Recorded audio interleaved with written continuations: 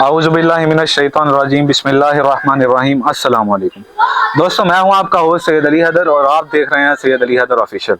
नाज़रीन, आज मैं यूनियन कौंसिल चीनी में मौजूद हूं। आज हम इधर ये बात करने आए हैं कि यूनियन कौंसिल के क्या क्या फ़राइज़ हैं। जो गाँव यूनियन कौंसिल के मातहत लगते हैं उनके लिए यूनियन कौंसिल वालों को क्या क्या चीज़ करनी चाहिए और किन किन चीज़ों पर ज़्यादा गौर व फिक्र करना चाहिए। इस वक्त हमारे साथ यहाँ के सेक्रेटरी राना फरियाद असद साहब मौजूद हैं, तो आइए इनसे बात करते हैं और इन सब चीज़ों का पता लगाते हैं। अस्सलाम वालेकुम राना साहब। जी वालेकुम अस्सलाम। कैसे हैं राना साहब आप? जी शुक्र अल्लाह का, ठीक ठाक। अच्छा राना साहब, मुझे ये बात बताएं कि ये जो यूनियन कौंसिल होते हैं, जी जी, इनके क्या क्या फ़राइज़ हैं? आया ये सिर्फ पैदाइश परशी हल करने की हद तक ही हैं या मतलब इनके और भी फ़राइज़ हैं? जी यहाँ पे पैदाइश का भी काम है। जो बच्चे पैदा होते हैं उनके नाम का इंदराज होता है, जो वफात पा जाते हैं उनका इंदराज होता है। उसके अलावा शादी का इंदराज होता है जी, ठीक है। उसके अलावा डिवोर्स सिस्टम है जी, ठीक है। ये तो आम काम है ना यूनियन कौंसिल के, रोजाना रोजमर्रा के काम है। जी। इसके अलावा यूनियन कौंसिल के फ़राइज़ में जो है सफाई का निज़ाम है, बल्कि आजकल सफाई का निज़ाम शुरू हुआ है जो कि हमारी वज़ीर आला मरियम नवाज साहिबा ने शुरू किया। हर यूनियन कौंसिल में तकरीबन 17 सेंट्री वर्कर, लोडर रिक्शे वगैरह काम कर रहे हैं। जी। गलियों का अपना नालियों का सफाई के हवाले से सारा काम हो रहा है। जी। तो ये फ़राइज़ हैं यूनियन कौंसिल के। अच्छा राना साहब, मेरे इल्म के मुताबिक ये जो यूनियन कौंसिल है इनके फ़राइज़ में ये भी आता है कि ये मतलब रोड वगैरह बनाने के भी काम करते हैं या पानी और बिजली वगैरह इन सब चीज़ों की मरम्मत में भी इनका जो है एक किरदार होता है। नहीं सर, जो रोड का काम है या बिजली का निज़ाम है ना, जो ये यूनियन कौंसिल का मुतलका नहीं है। ये तो हाई लेवल के प्रोजेक्ट है ना। यूनियन कौंसिल तो एक छोटी अपना मकामी कौंसिल होती है। हमारी कौंसिल में तकरीबन 26 गाँव है। तो 26 गाँव में जो भी ये बिजली का निज़ाम, जो भी रोड शोड है, यूनियन कौंसिल का मुतलका नहीं है। सफाई का काम है, सफाई का काम है, वो ऑलरेडी हो रहा है। जी ठीक है, सफाई की कोई शिकायत नहीं है। तो सफाई का बहुत अच्छा निज़ाम चल रहा है हमारे यूनियन कौंसिल में।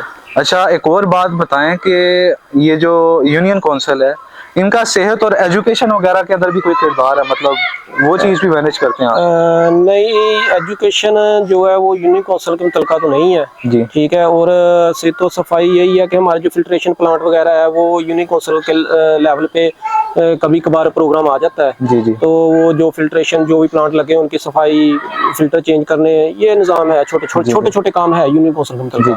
तो जो बड़ा एजुकेशन का सिस्टम है वो यूनियन कौंसिल के मुतलका नहीं, ये तो हाई लेवल का काम है। जी। तो ये यूनियन कौंसिल के मुतलका नहीं है एजुकेशन का काम। अच्छा राना साहब, आपने जितने काम बताए हैं मतलब यूनियन कौंसिल जो फ़राइज़ हैं यूनियन कौंसिल के, उसके मुताबिक हमारे जो सियालकोट के लोग हैं या जो हमारे इस यूनियन कौंसिल के मतहत गाँव हैं, उनके लोग तो कहते हैं कि यूनियन कौंसिल वाले और नादरा वाले मतलब एक वक्त पे काम नहीं करते, एक चक्कर में काम नहीं खत्म करवाते, बार बार चक्कर लगाने पड़ते हैं। तो ये बात सच है क्या? ये जरा बताएं। अगर सच है तो फिर ये बताएं कि क्यों ऐसा होता है, और अगर ये फिर भी मतलब सच नहीं है तो ये बताएं कि ये भी मतलब सारा एक्सप्लेन करें। सर वो मैं आपको बताता हूँ। वैसे तो चक्कर नहीं लगाते। अगर किसी को चक्कर लगाना पड़ता है ना तो उसके पास किसी ना किसी डॉक्यूमेंट्स की कमी होगी। जी। फर्ज करें हमारे पास कोई पैदाइश का इंदराज करवाने आता है। जी। तो हो सकता है वो बच्चे के वालिद या वालदा का ID कार्ड लेके नहीं आए, ठीक है ना, क्योंकि अब ऑनलाइन सिस्टम है। तो जब पैदाइश का इंदराज करना है उसके लिए वालिद और वालदा के ID कार्ड की जरूरत होती है। जी ठीक है ना। हो सकता है उनके पास ID कार्ड नहीं है तो हम कहेंगे ID कार्ड लेके आओ तो आपका इंदराज करते हैं। जी ठीक है। इस वजह से चक्कर लग जाए तो ये एक लीगल प्रोसेस है, ठीक है। जानबूझ के कोई नहीं लगाता। अगर किसी के पास डॉक्यूमेंट्स मुकम्मल है ना तो उसका पहले चक्कर में ही काम हो जाता है, कोई शिकायत नहीं है, ठीक है ना। चक्कर तो सिर्फ इस वजह से लगते हैं कि उनके पास कोई ना कोई चीज की कमी है, ठीक है ना। हो सकता है वालदा का ID कार्ड ना हो सकता है वालिद का ना हो, या हो सकता है जो इंदराज करवाने आया यूनियन कौंसिल में, इंदराज कुनिंदा है जो उसका अपना ID कार्ड ना हो, या बच्चों को जो हिफाजती वो कार्ड होता है टीकों वाला, या हो सकता है वो ना उसके पास, ठीक है। इस वजह से हो सकता है। वैसे तो चक्कर लगाने वाली कोई बात नहीं। जी। हो सकता है ये लोग समझते ना हो इस बात को। जी।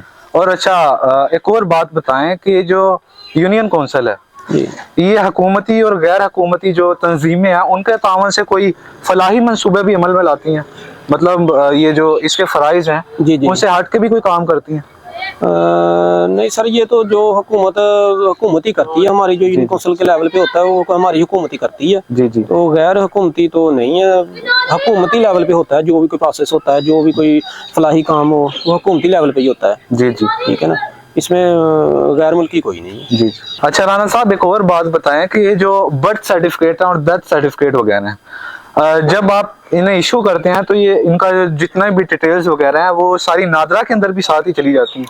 जी सर, ये जो प्रोसेस है ना, डेथ और बर्थ सर्टिफिकेट या मैरिज सर्टिफिकेट या डिवोर्स सर्टिफिकेट, जी जी, ये यूनियन कौंसिल लेवल पे ना अब हर यूनियन कौंसिल में डाटा ऑनलाइन हो गया है। जी जी, ये नादरा के साथ अटैचमेंट है। जी जी, हम जो भी बर्थ या डेथ सर्टिफिकेट जारी करते हैं ना, जी जी, जब अगला बंदा ना जाता है ना बे फॉर्म बनवाने बच्चों का या अपना आईडी कार्ड अप्लाई करता है, तो वो ऑनलाइन चेक करते हैं। जी, ठीक है ना, जब हम इधर से जारी करेंगे ना उसी वक्त ऑनलाइन हो जाएगा, नादरा के पास डाटा चला जाएगा। जी, और जब नादरा के पास डाटा चला जाएगा तो उनका काम इजीली हो जाएगा, चेक करेंगे ऑनलाइन तो इसके तो बेनिफिट्स वगैरह हैं बाद में, मतलब नादरा के साथ काम आसान हो जाएगा फिर? हाँ बिल्कुल आसान हो जाता है काम। वो फिर आप कहीं से ही बैठ के आप चेक कर सकते हैं अपना डाटा कि हमारा डाटा ऑनलाइन हो गया या नहीं। जी, ठीक है ना, कहीं से भी चेक कर सकते हैं, हम नादरा में चेक कर सकते हैं या किसी दूसरी यूनियन कौंसिल में बैठ के आप अपना आईडी कार्ड से चेक कर सकते हैं, आईडी कार्ड नंबर वगैरह से भी आपका चेक अपना ऑनलाइन हो गया या नहीं हुआ। जी जी, ठीक है ना, तो वो बहुत आसान हो गया अब काम। अच्छा जी राना साहब, बहुत शुक्रिया अपना वक्त देने का, अपना कीमती वक्त आपने हमें दिया है। Thank you sir. तो इंशाल्लाह फिर कभी चक्कर लगेगा इंशाल्लाह, ठीक है। जरूर। और नाज़रीन, उम्मीद है आपको ये वीडियो पसंद आई होगी।